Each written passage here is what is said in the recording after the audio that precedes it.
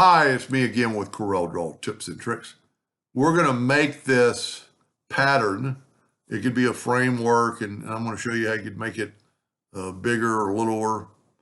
And I actually moved this, and it looks funny, but it goes right there.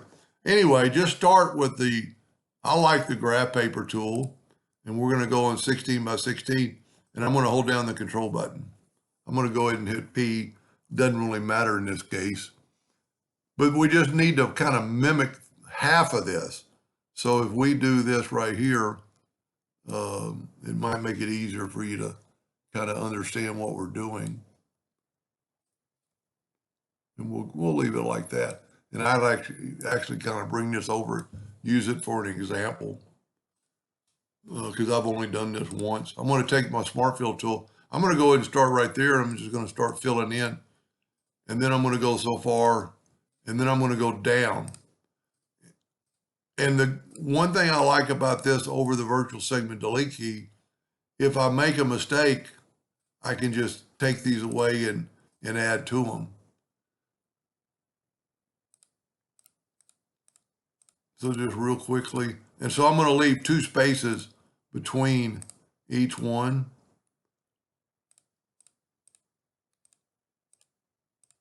And that's kind of the easy part. If you're going to leave 2 spaces, you can kind of see it. And then you want this one to go down past it. And we did 4 places past it. There's 1, 2, 3, 4.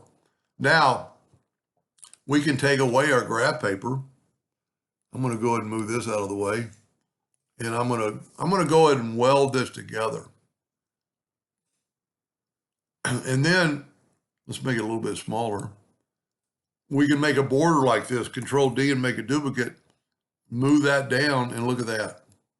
Control D and make a duplicate, hold down the control button and the 2-sided arrow, and you've got that right there.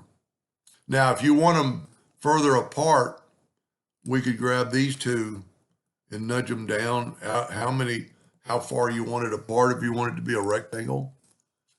Then we're going to take our shape tool and we're going to grab those 2 nodes and just hold down the control button, and that'll keep you on line.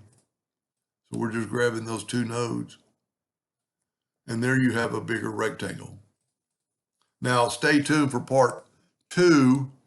I'm going to show you how to fill all those in, and it'll be a lot different real quick. Hope that helped. Thank you for watching.